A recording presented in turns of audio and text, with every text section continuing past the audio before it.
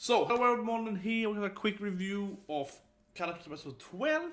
And, I think it's an interesting episode in a lot of ways. And I'll say right away though, I much preferred Tor's backstory. Or Tor, as I probably used to call it. Typical Swedish name, yeah.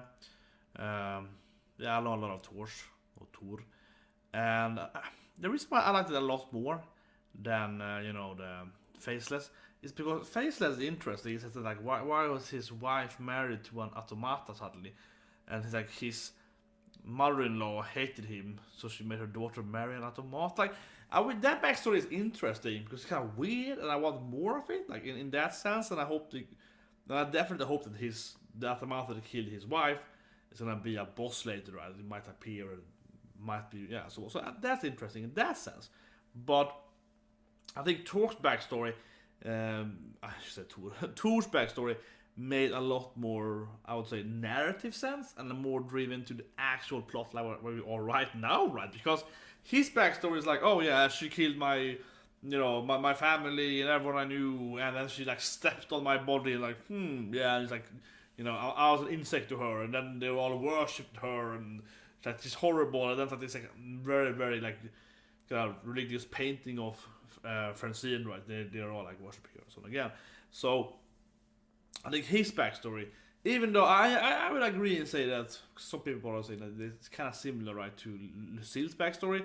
The general, she destroyed a city and I want revenge. So that's true, but I still think that backstory kind of builds more on the team that we are at right now, where his backstory is a little different than her backstory, and it still is even more building up, this evil Francine, or maybe not evil, she's of course evil, but also kind of indifferent Francine, right? They just doesn't care at all, just kill them all, yeah, that's the thing. Also, he also explained the sickness, the Sunafa, it's like nanobots, right, in the actual gas station. He actually explained how it works, even how I guess it attacks people and gets the disease, yeah. So, like, his backstory felt very into what we're actually doing right now in the storyline.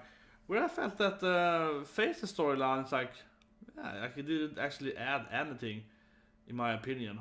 Maybe because it was so weird. It didn't add anything to the current storyline, except if that automata will appear now. But they're you're gonna fight the 4 Prime now, so I don't know. That's a little weird. But one other thing I want to say, and I still like the anime. So don't get me wrong now. I'm not too negative here. I still like the anime. The anime is great. I think the action was great in this episode. I think the action with Narumi was really good.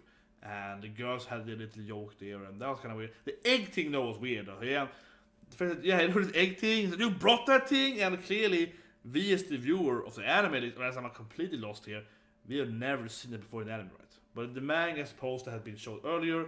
Here in the anime, it's like, no, we haven't seen it before. So that was bad. That was just bad. But anyway, they have in this story and so on, right? But I will say this thing. I like it generally, but I think his death scene, let's come into that, right? I think it didn't really feel meaningful in a lot of ways. And I think one reason is because the backstory was weirdly placed after he died. Probably the same thing in the manga though. I'll say weirdly placed, but it's kind of like, if the character was more built up, right? If it was built up for a longer period of time, you would care about him a little more. And now instead, of course, he appears like that episode, and he dies this episode. We've known him for like, I don't know, 2 episodes in total, one half episode, and that is including not, he wasn't like in every full scene. So we know him for like 5 minutes of screen time, and then he dies. And then we get like his backstory, which is like 2-3 minutes after he died, or by his dying. And of course, you can have backstory and like a sad backstory and so on, why someone is dying to make it more sad. But because we had like barely nothing of this character beforehand, this backstory felt like it should be placed at least before this death, in my opinion. But the manga might be way better here. The manga might spend a lot more time on him, right? The manga is probably appears a few books earlier before he dies, and then you can build out when he dies. Here he kind of appeared like it feels like last week and he died. So yeah, it's kind of like it really kind of weird. I can't care that much about it, honestly. That's kind of how I feel. And also because his death was, and man, that's a negative. But honestly, like the death, in my opinion, also was kind of badly done because it kind of came off as stupid. But I'm actually guessing it's better in the manga. And what I mean is that his death scene for me just felt so drastic. So he goes like, how do I stop this machine? And then it's like, gear, yeah. And I felt like he should just try to dismantle it, right? He's like the master dismantler. You see him doing that thing, and the next scene is like, you jump into it. Instead of even trying to dismantle it. That felt so weird too. Like we didn't even see him, like, try, plan A, then plan B, then, okay, whatever, plan F, then I used suicide. That to me felt weird how he just jumped into plan F right away. So that scene to me just felt kind of like, wow, this is a death scene which I didn't expect it to happen because he just feels so out of nowhere. Like, why didn't he even try to do anything else? There was no build up of his death scene. He just died instantaneously, pretty much, for kinda in a way no reason. Like, I felt like he could maybe do something better. I don't know. So I feel that was weird death scene. I don't know. To me, it felt really weird and it felt really underdeveloped, I guess. Yeah, like we barely knew the character at all, and he killed himself super quickly. Yeah, without trying to do any of his super solution stuff. He didn't even try using them at the machinery. Maybe it was in the manga, right? I don't know, but I feel like it probably is more time on that in the manga. So here in the anime, he's like, ugh, and I felt like, what was happening? He showed like 2 abilities, and then he didn't use them at the actual gear thing. So that feels bad. I think another problem though, and this is probably gonna make some people angry if you haven't stopped this in the video, but I will stand by this though, because I think the episode was kind of weird as too. Is that it reminded me to just like a double attack now here then. It reminds me of one thing that a lot of people argued against Fairy Tail. I remember back in the days, and I guess people still do, but it was pretty new, well, not pretty new, but like half new. And people were saying it's pretty bad in Fairy Tail because why do everyone believe so much in Natsu? And I like Fairy Tail, but I agree with that. That's one of the weirdest things in Fairy Tail. It's like I was by Fairy Tail, but there are a few scenes in Fairy Tail where the main character is Lucy, but the female character is Natsu, the one she's loved with, right? And he's a dragon slayer and so on. And there are a couple of scenes where they kind of like he's like mage A rank, which is like a high after S rank, and there are a couple of scenes then where the S rank mages are there. And they should be able to beat, the bad guy. But they're still like, here Natsu, take my power up. He's like, oh yeah bro. And then he goes and beats the bad guy. And it's like, this feels very forced in the situation because isn't the other person supposed to be the S rank and higher up Natsu? And actually are beating him in like a 1-on-1 battle. But in this particular scene where it's like the narrative bad guy comes, the S rank mage will give Natsu the power up so he can beat the... Yeah, see what I mean? And I like Fairy Tail, but that is also kind of bad. That is kind of weird. It feels kind of, it's like a forced narration where you establish that person A is stronger than person B, but person B is still gonna be the strongest enemy because person A is like, I left you train because you need to level up, right? yeah, that kind of way, or alternative to that. So just to make it person B is still kind of like the main character, even though it's clearly weaker. Especially when the other person is even there and they're all living and so on. And I felt that this thing here was very similar to that. It's very similar. In Fairy Tail it's much more obvious because it's like there's definitely a scene where a spoil with that particular person that literally gives his magic to Natsu. So he's like, stronger! Yeah. He's like, take my magic, bro! Like, yes! There are a couple of scenes there, but there's one scene very, very particular when he's like, he surrenders his power to him. But you can beat him. Well, it should be kind of reverse. He should be asking for his powers. Should be make much more sense. At that point in the storyline. Of course, the main character goes stronger and stronger, right? But at that point, it made no sense whatsoever. I think it's kind of similar, honestly. Like, and this is... I feel this is very, very similar. I haven't watched the episode, of course, of Karakuri Circus compared to Fairy Tail. It's like only 2 episodes. But it felt very similar in the sense that this guy, Faceless, which is the leader of the Shirogane people, and this is probably better than the manga, so I definitely stand by that and say that the manga, the original source, is probably way better, because obviously the anime is going really quickly, right? And I feel it's really weird how he's like, well, Narumi, you have like the friendship, power, and soul or something, I'm gonna just die for you. Because this guy is the commander of the Shirogane. He's like the strongest Shirogane, or like one of the strongest Shirogane, right? He's like the super experienced, Shirogane, that is, everyone respects him or they fear him, and he's like super badass. He has super dismembering skills and everything else. And he's like, well, I'm just gonna kill myself for Narumi. I met this guy today. In the anime, I met him an hour ago. Maybe they meet earlier in the manga, right? But in the anime, they met like today. And he's willing to die for him? Why is he really die to him? I think, honestly, I don't want to be too negative. But that is honestly what I feel. I felt, yeah, like, why would he die for Narumi? Why is Narumi more important than him, right? They're all kind of like, we have to do this to save the planet. And pragmatically speaking, the strongest one should be going ahead. So if he truly believes that Narumi is stronger than him, it makes complete sense. And it actually might make complete sense, because he knows that. But what I am giving as the anime viewer isn't that he knows that Narumi is stronger than him. He's like, yeah, this guy got potential. But why would he believe he's so much better than himself that he would die for him? They met like an hour ago. Right? That's why I don't feel. It's a weird death scene. It's a weird death scene. It kind of really bugged me the wrong way, and also because he died, and it's like I'm supposed to feel sorry for him because he just was introduced like last episode, and again, as I start with the video, I do feel that Thor's backstory felt much more like in tune with the current storyline. His backstory was like, it's not bad backstory, but that backstory could have been told like 5 episodes ago. Right?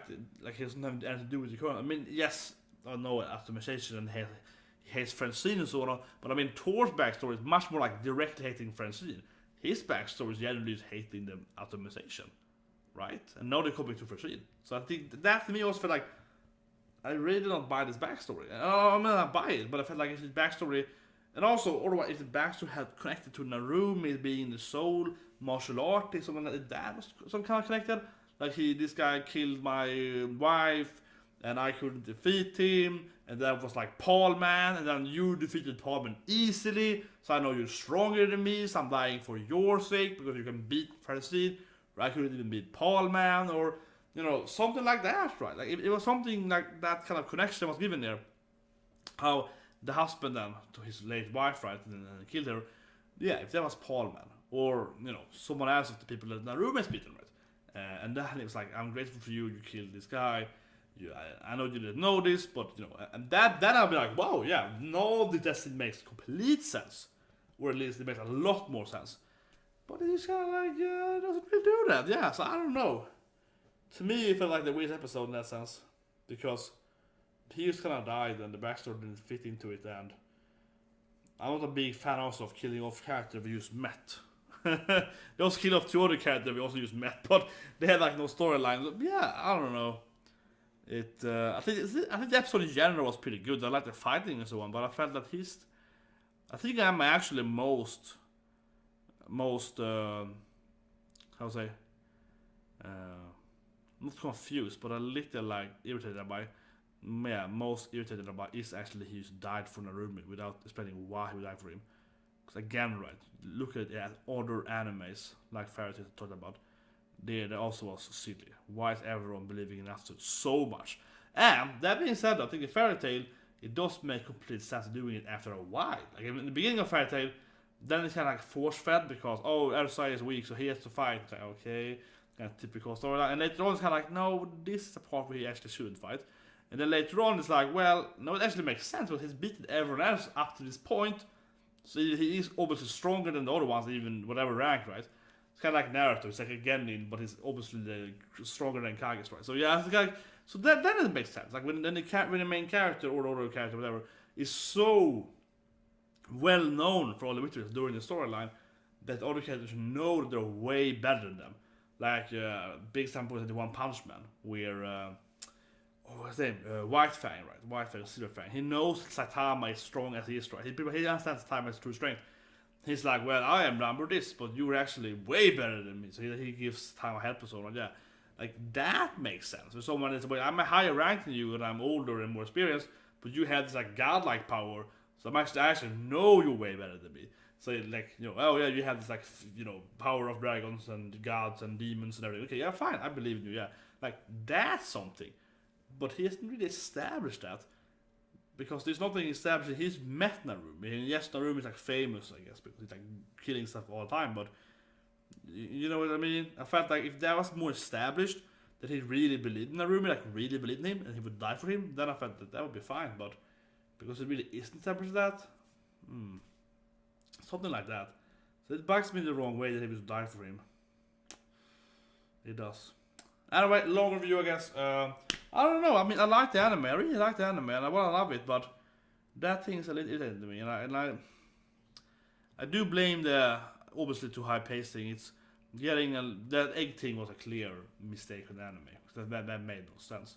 So I think they are getting more and more pacing issues now. And I think this is another thing, not only but also because or a factor for it, right? Because it's like, man, if there was like more episode on these two characters, it might make more sense. Anyway, hope that's the review, guys. Even though people be like, just don't like the anime anymore. I like the anime anymore. I'm gonna keep reacting to it, keep reviewing it. But I'm the honest reviewer, and I have to say when I don't like something, I will say it, right? Like for example, I just watched the latest episode of the final episode of Colorful World, and I also say that even though I watched all the episodes and I quite enjoyed it, the episode actually to me was like, it wasn't bad, but I just envisioned it to a more bigger, vibrant episode. Sometimes your own your own imagination is a issue, right? Because you imagine, oh, this final is gonna be this at least plus probably this, and then on half of that, you're like, why did you do this? Yeah, so I don't know why. Anyway, hope to see you guys tomorrow with Goblin Slayer, some Fairy Tail for that matter tomorrow, yeah, and some more animes coming up every day.